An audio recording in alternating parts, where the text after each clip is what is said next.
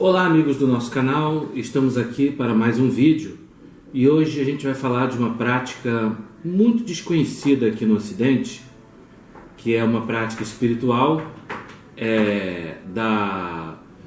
digamos assim, proveniente, oriunda lá da Índia, que é um país que nós sabemos que é muito espiritualizado, muito místico.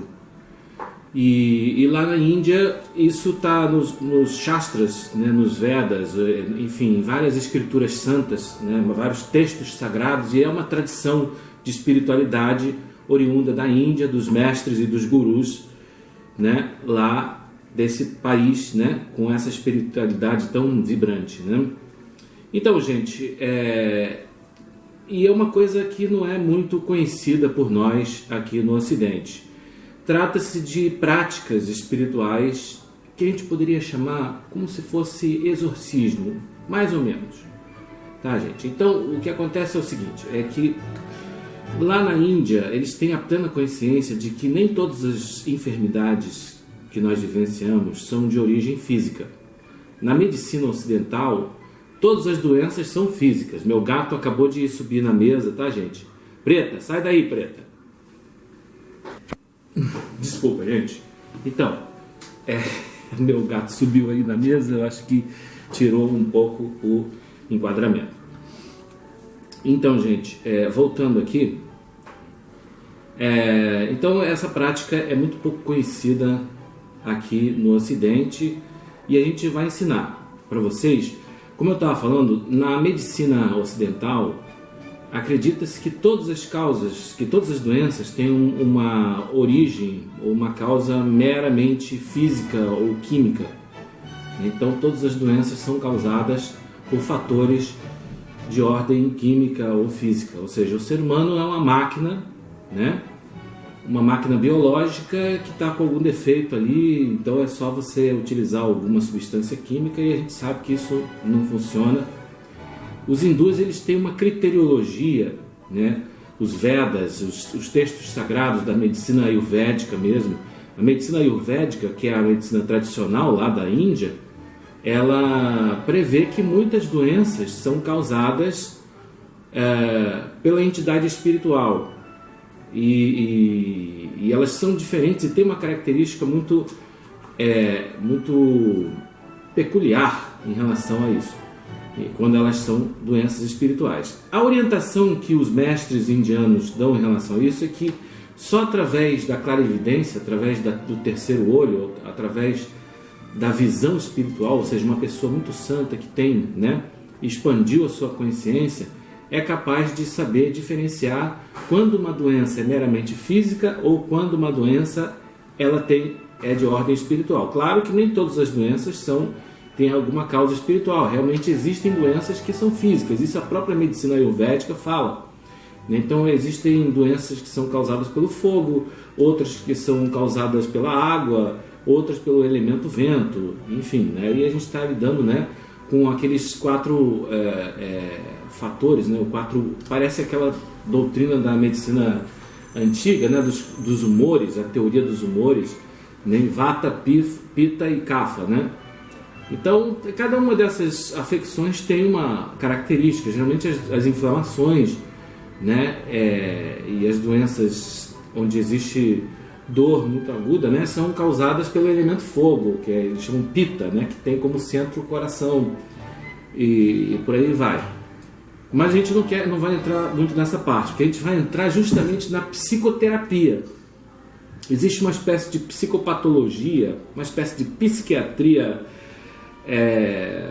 mas é uma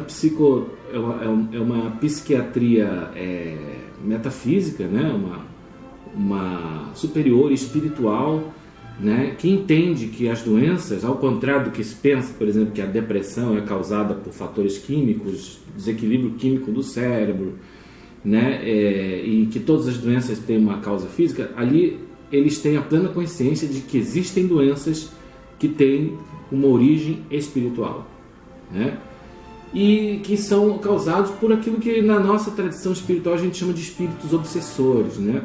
E esses espíritos que são maus espíritos, que causam né, essas doenças, elas são espíritos de várias ordens. Então, eles têm lá uma concepção sobre o que seja o inferno ou os planos inferiores e densos, né, de vibração consciencial, que é muito parecida até com aquela coisa do inferno de Dante, né, que o inferno tem vários níveis, e existem maus espíritos que são procedentes de todos os elementos, né? Tem maus espíritos que são da água universal, outros que são do vento universal, outros maus espíritos que são do fogo universal, enfim, e outros do éter.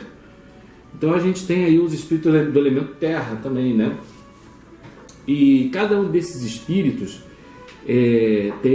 você tem digamos, um procedimento diferente, específico para eles, mantras que você entoa, né? Práticas espirituais de mantras, de entoação de mantras. E a gente vai talvez dar uma pincelada em alguns desses mantras, né? Para vocês terem uma ideia. Especificamente, a gente vai falar sobre o tipo de obsessão, obsedação ou de, digamos assim, má influência ou de obsessão espiritual, né? Ou como você queira chamar, né? Possessão, ou simplesmente tem algumas pessoas que chamam de opressão espiritual, né? Enfim, que são causados por ancestrais nossos, né? Talvez aquilo que na nossa cultura a gente chama de encosto, né? Mas que os hindus chamam de ancestrais. São espíritos ancestrais que não conseguiram adentrar as dimensões paradisíacas. Antes da gente falar sobre os espíritos ancestrais, cabe a gente fazer um esclarecimento. Então, como é que a gente, né, vai saber quando uma afecção é de origem física e quando é de origem espiritual? Será que existe alguma criteriologia? Caso nós que não temos ainda essa visão, né, expandida, nós não temos ainda o nosso terceiro olho aberto, né, como é que a gente vai saber? Então eles estabelecem uma criteriologia. Geralmente as doenças de ordem espiritual são aquelas em que a medicina não consegue diagnosticar. Isso é um critério. Ou que você vai tudo quanto é médico, você toma tudo quanto é remédio e não cura, né? Os médicos não sabem o que é, não conhecem a origem. Por exemplo, muitas doenças autoimunes, né? Até a própria medicina tradicional já está reconhecendo que pode ter uma originação metafísica. Então, doenças que geralmente aparecem em determinadas lunações, ou na lua nova, ou na lua cheia, ou na lua minguante, ou crescente. Então, se você repara que aquela doença, aquela afecção, ela se manifesta numa determinada lua. Pode ser que ela se manifeste mais na lua cheia, né? Então isso é uma criteriologia. E uma outra coisa também, geralmente, quando essas afecções elas tendem a ir embora com determinadas práticas espirituais, mantras que você recita. Também existem as práticas que eles chamam de niyas, né? Que você pega o mais básico que existe, que pode ser usado em qualquer mantra que você for recitar, né? Que você coloca os dedos assim, né? Nesse mudra, e você coloca uma mão no seu chakra frontal, o espaço entre as sobrancelhas, e o seu chakra cardíaco. E ali você, né, recita os mantras, né? E o mantra específico para os problemas que a gente tem com os nossos ancestrais é esse, né? Shri Gurudev Datta, Shri Gurudev Datta. Esse é um mantra. Você pode recitar ele durante muito tempo, o tempo que for necessário, né? E em seguida você pode também inserir esse outro mantra, né, junto com esse. Se você recita os dois, Om Namo Bhagavate Vasudevaya, Om Namo Bhagavate Vasudevaya. Então aqui você pode fazer, né, a prática de niyas, está escrito embaixo niyas, né? Aí você recita os mantras. Shri Gurudev Datta, Om Namo Bhagavate Vasudevaya. Aí você vai repetindo, né, quanto tempo for necessário, por meia hora, 15 minutos, meia hora, uma hora, depende da intensidade, né? Eles dizem que essa prática ela pode ser feita, né, quer dizer, a frequência e o tempo dependendo da gravidade do problema, né? Mas uma coisa muito importante que os hindus recomendam é determinados elementos que você usa para cada um desses espíritos, né? Por exemplo, você pode pegar um balde de água, encher e para botar os pés, né? Você pega um balde de água, enche o suficiente para quando você colocar os pés dentro desse balde d'água, de plástico geralmente, que a água chegue mais ou menos, né, até assim, cubra um pouco da canela da sua perna. E você vai preencher com 2 colheres de sopa de sal dos Himalaias, né? Isso é uma prática, e recita os mantras. Isso é uma prática muito poderosa, né, para você se ver livre, né, da influência de maus espíritos. Agora, em relação, né, a gente vai falar também de uma outra coisa que é o vibhuti. O vibhuti, porque para cada um desses espíritos você vai utilizar um elemento diferente. Então, para os espíritos que são do ar, você utiliza um elemento, né? Para os espíritos que são da água, você vai utilizar a água santa, né, que a gente vai falar. Para outros, você vai usar essa prática que eu acabei de falar, de água com sal grosso ou sal dos Himalaias. O sal dos Himalaias é melhor, né, segundo as escrituras védicas, segundo né, os mestres lá da Índia, né? Mas só que no caso específico dos problemas causados por ancestrais, pela ancestralidade, nós vamos usar o pó santo. O que é o pó santo? É o pó de incenso comum, né? Eu coloco os meus incensos numa vasilhinha de metal, né, que é muito auspicioso, e aí você enche ela de arroz ou de grãos. Então você pega o incenso, né? Vou ensinar para vocês, a grosso modo, como se faz o vibhuti, ou pó santo, que é muito poderoso, segundo, né, a sabedoria dos Vedas. Saiu um pouquinho de pó, esse incenso, ele produz um pouquinho de pó, né, que ele sai. É um incenso muito bom.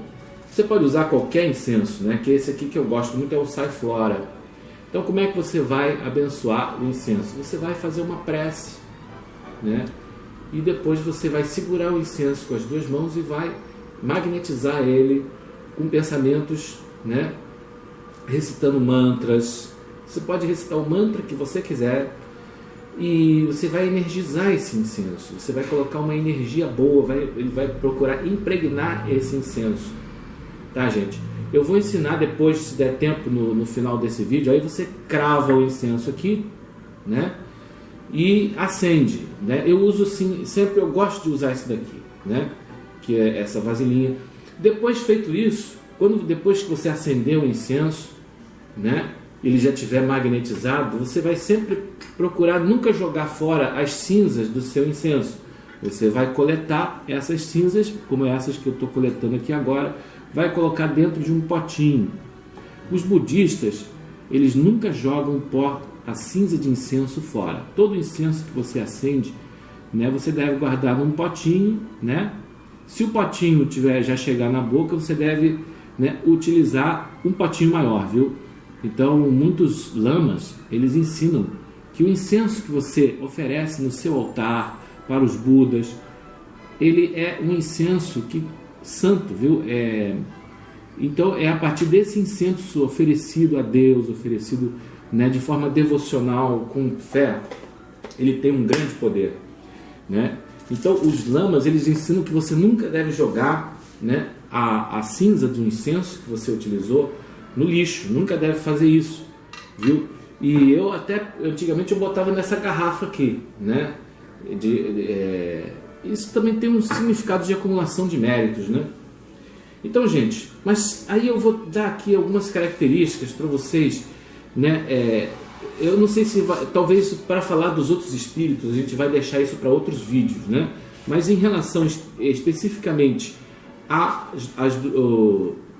aos espíritos ancestrais, né? Então eu vou dar algumas características que vocês podem identificar mais especificamente quando uma pessoa está sendo, digamos assim, opressa por espíritos de ancestrais. Ou seja, o que são ancestrais? São parentes antigos. Às vezes um tetravô seu, um tetravô, um avô, um parente. Porque os laços de sangue, eles são muito fortes, né? E esses espíritos, eles ficam lá na outra esfera, quando eles desencarnam, né? E eles não conseguem ascender aos planos superiores, eles não conseguem ser absorvidos pela luz, né? De uma forma bem simples, de uma linguagem que nós ocidentais já conhecemos. Então eles ficam aqui querendo que as pessoas fiquem rezando para eles, né? Porque as nossas preces, as velas que a gente acende, tudo para eles, faz com que ajuda eles a adquirir força para, né, sair dessas regiões inferiores, onde eles têm muitos tormentos, onde eles passam por muitas aflições, né? Então eles ficam vendo a gente, especialmente as pessoas muito religiosas que têm práticas espirituais, eles acabam, né, querendo aqui interferir, ou simplesmente por maldade mesmo, por sadismo, né? Então a gente tem que tomar muito cuidado. Eles aproveitam que você é parente, que você tem uma ligação de laço de sangue com eles, e isso dá uma abertura para eles agirem, né? Então, de que maneira... Mas a gente não vai entrar muito nas questões assim. Você deve desejar que esses espíritos realmente superem isso e que evoluam, né? Que façam um exame de si mesmos e possam realmente alcançar a virtude, né? E entrar numa região mais elevada e, portanto, entrar no paraíso, né? Então, a gente vai dar alguma criteriologia para vocês de como a gente pode identificar quando nós estamos sendo atacados por espíritos ancestrais, né? Segundo a sabedoria dos mestres lá da Índia, dos Vedas, dos Shastras indianos, né? De que maneira a gente pode identificar problemas espirituais, doenças que são colocadas por ancestrais, especificamente fantasmas e ancestrais, aquela pessoa que vê vultos dentro de casa, né? Que tem uma doença que ninguém explica, às vezes uma doença autoimune, né? Isso pode estar profundamente associado a problemas. Então, a gente vai dar aqui alguns critérios. O ideal é que a pessoa tenha a visão superior, né, o terceiro olho aberto, que ela possa ver o problema. Mas, como nem todos têm esse nível de santidade e de elevação espiritual, né, os sábios eles deram alguns critérios, né? Por exemplo, é a pessoa que não consegue se casar, não arranja namorado, é até uma pessoa bonita, atraente, tal, mas não consegue, não tem sorte, né? E às vezes termina solteirão e solteirona. Pessoa que tem problemas conjugais, né? Que perde o emprego, tem dificuldade em engravidar. Às vezes você está no emprego lá, né? E você tem dificuldade em parar em algum emprego, né? Às vezes, se é uma mulher, tem dificuldade em engravidar, né? Acontece às vezes aborto espontâneo, né? Ou morte ainda na infância. Mas isso aí depende do peso e da kármico de cada um, né? Então isso aí é muito relativo, né? Não quer dizer que todo mundo vai manifestar essas características. Vícios, alcoolismo e drogas. Então pessoas aditos, né? Também pode ter está muito ligado a isso, né? Então é claro que primeiro deve-se descartar, né, se é uma doença física, né? Então a gente falou no início, né, que existe se é uma doença que a medicina não consegue dar jeito, né? Os médicos não entendem a origem, não tem um diagnóstico, ou tem um diagnóstico, mas muito impreciso, né? Às vezes é uma doença cuja causa é desconhecida pela ciência, pela medicina, né? Ela acontece em determinadas luas, né? Como eu já falei no início, e tem que prestar bastante atenção nisso, né? Para esse detalhe, né? Sempre observar em que lua que geralmente a pessoa, né, manifesta mais esse problema, né? E também quando, através de práticas espirituais, eu falei dos mantras, mas não precisa ser aqueles mantras, você vai falar o mantra, a prece da sua religião mesmo, né? O Pai Nosso. Se você é budista, você vai, né, entoar os mantras budistas, se você, enfim, você que sabe a sua própria deidade, né, a sua própria religião, o que é melhor. Aqui a gente está só dando alguns critérios que é baseado numa sabedoria ancestral, num sistema ancestral, que está muito de acordo também com determinados médicos. Por exemplo, o Paracelso foi um médico medieval, né, que ele reconhecia que algumas doenças eram causadas pela ens spirituale. Então, Paracelso, ele dizia que existem 5 causas para doenças, né? São doenças, as doenças podem ser causadas pela ens naturale, né, são doenças que têm causa natural, né? Pode ser causada pela ens divine, ou seja, doenças que são kármicas, que são causadas pela entidade divina, que Deus, por alguma razão, né, até para o bem daquela pessoa, né, aquela enfermidade é uma terapêutica, uma espécie de disciplina dos céus, né, para aquela pessoa vir ao arrependimento, ou, enfim, né? Tem doenças que são causadas pela ens spirituale, né? Eu não vou me lembrar de todas aqui agora, né, de toda essa classificação de Paracelso. Para cada uma dessas causas existe uma terapêutica diferente, né? Então, existem doenças que são causadas pela entidade espiritual e ele dá uma criteriologia muito parecida. São justamente aquelas doenças em que a medicina não dá jeito, né? Não tem um diagnóstico muito preciso. Quando não se conhece a causa. Às vezes a pessoa procura vários médicos, vai passando de médico em médico e nenhum dá jeito, né?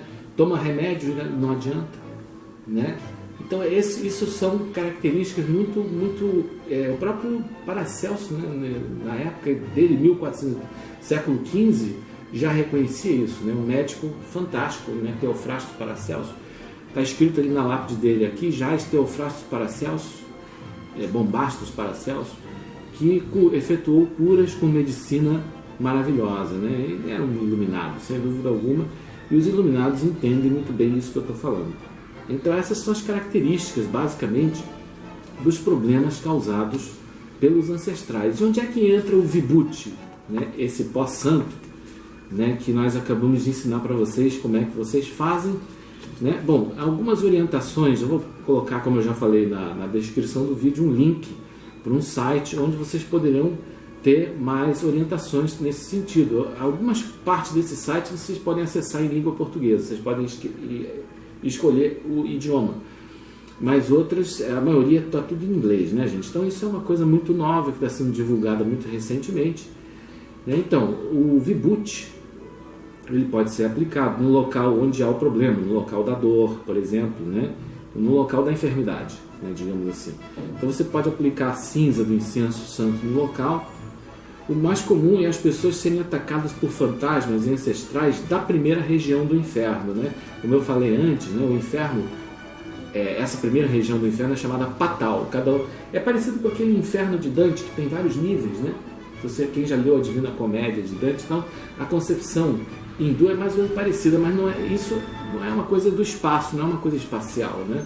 Isso é só um diagrama, uma coisa para a gente entender, porque na verdade essas dimensões elas não estão no espaço, portanto, né, isso é só uma coisa didática para a gente poder entender, né? Não deve ser tomado ao pé da letra isso, né? Mas existem várias esferas diferentes, né? Cada uma com um tipo diferente. Os ancestrais e fantasmas da primeira região do inferno, chamada Patal, né, quer dizer, em tais casos onde o ataque é por essas entidades de relativo baixo nível, o pó santo de incenso destrói a energia negativa ao redor da pessoa, né? Se a energia negativa de fantasma é do segundo inferno, a aplicação do pó santo de incenso deve ser em intervalos de meia e meia hora. Lugares do corpo bons para aplicar o pó santo de incenso são no espaço entre as sobrancelhas, né, com cuidado para não cair no olho, porque isso pode irritar o olho, né, gente? Nas palmas das mãos, na sola do pé, na parte da frente da coroa da cabeça, né, na raiz do cabelo, né, aplicar em algum local onde tem a dor, né, que a pessoa pode estar sendo acometida de dores desconhecidas. Aplicar na palma da mão, como já foi dito, no cabelo, no rosto, nas pálpebras eu já não recomendo muito, né? No caso, pois aqui está dizendo que você pode aplicar no rosto e nas pálpebras, com cuidado, claro. Nas pálpebras eu não me recomendo de forma alguma fazer isso. Coloca assim perto, assim no rosto, em alguma, né, para não cair no olho, né? No caso de sonolência, por quê? Porque às vezes esses maus espíritos, eles causam sonolência.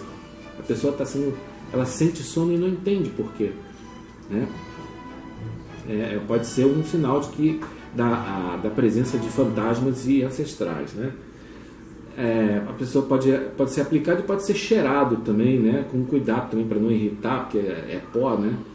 Então a pessoa pode cheirar um pouquinho só, assim de longe, a cinza santa, em caso de fraqueza devido à redução da energia vital, porque esses espíritos, eles sugam o prana shakti, ou a vitalidade da pessoa, numa espécie de vampirismo, né? Os vampiros espirituais, eles querem sugar aquilo que os hindus chamam de prana shakti, ou a vitalidade, o princípio vital, né? O coeficiente de vitalidade, a própria alma da pessoa, né? É terrível isso.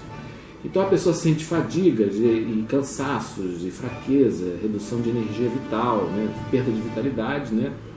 Que é o que é a energia vital? É o que eles chamam de prana shakti. E eles sugam, né? Eles vão tirando, né? Se a pessoa tem, por exemplo, a roupa é nova, a pessoa comprou roupa nova e já tem um mau cheiro na roupa, usou 2, 3 vezes a roupa, né, lavada, já está com mau cheiro, né? Isso também pode ser um indicativo, né, da presença de maus espíritos, né? Roupa usada há pouco tempo, então, né, como eu estou falando, pode ter ali, e o mau cheiro pode ser, né, um sinal de energia negra, de uma energia baixa, né? Então você pode colocar o pó santo na máquina de lavar, né? A cinza santa, o vibhuti, você coloca ali na máquina de lavar, nas roupas e até em outros objetos também, né? E você pode colocar na água. Você pega uma água, bota um pouco de cinza santa na água e aquilo energiza a água e asperge no ambiente também. Isso é uma outra prática muito importante. Você pode associar isso também à água com sal grosso ou sal dos Himalaias, num balde de plástico, né? Evita colocar um balde de metal, porque o sal grosso corrói o metal, né? Então você bota os pés num balde com água e sal grosso ou sal dos Himalaias, e depois de ter purificado o ambiente, né, você pode pegar a cinza do pó santo e soprar no ambiente, né, com a porta aberta, para aquilo ir embora. Você sopra em direção à porta. Inclusive pode fazer assim, você pode deixar a pessoa de costas e assim a pessoa fica em frente da porta, deixa a porta aberta e sopra a cinza santa, o vibhuti, em direção à pessoa, para aquilo ir embora, né? Isso é uma outra prática também que utiliza o pó santo ou vibhuti, né? Então o vibhuti também pode ser misturado com sal grosso, né? E ser colocado na água e aspergir o ambiente, né, gente? Então tem vários remédios espirituais também. Tem o Agnahotra, que é urina de vaca, mas aí é mais difícil, né, da gente achar isso. Então eu acho que o vibhuti, a água santa e a água com sal, né, são práticas que já estão bem ao nosso alcance, né? E eu vou aproveitar aqui e ensinar também, né? Você não precisa utilizar esses mantras hindus que eu falei no início, Shri Gurudev Datta e Om Namo Bhagavate Vasudevaya. Isso você pode utilizar a prece da sua religião mesmo. Eu, por exemplo, não uso esses mantras. Eu uso outro porque eu tenho mais uma ligação maior com Buda, né? Então eu vou ensinar uma forma de vocês consagrarem o incenso, né, através de um mantra budista, né, que é muito poderoso e que você pode recitar para qualquer coisa que você oferece a Buda, se você tem uma ligação kármica com Buda, né? Então existe um mantra budista que você pode recitar para o incenso, e esse incenso ele se torna divino, né? Ele se torna uma oferenda. Eu vou falar também dos benefícios, né? Dos benefícios de você recitar esse mantra para o incenso e depois acender, né? É esse mantra aqui: Namah Sarva Tathagata Avalokite Om Sambara Sambara Hum. Então o mantra é: Namah Sarva Tathagata Avalokite Om Sambara Sambara Hum. Você recita 21 vezes para o incenso e depois você acende, né? Os benefícios, primeiro que você está imantando o incenso, né? Energizando, né? E os próprios budistas mesmo não jogam cinza de incenso fora, como eu já falei antes, né? Eles guardam e depois é que eu fiquei, através de pesquisa, soube que eles, né, usam a cinza de incenso para consagrar determinados mantras mágicos que eles escrevem num papel especial e coloca junto com sal dos Himalaias e cinza de incenso, né? E depois recitam um mantra para consagrar. Mas isso, a gente vai falar isso em outros vídeos, né? Mas então, esse mantra que eu acabei de ensinar para vocês, ele é muito poderoso e vocês têm alguns benefícios, né? Que a gente pode receber bênçãos, né? Utilizando esse mantra para consagrar o incenso, né?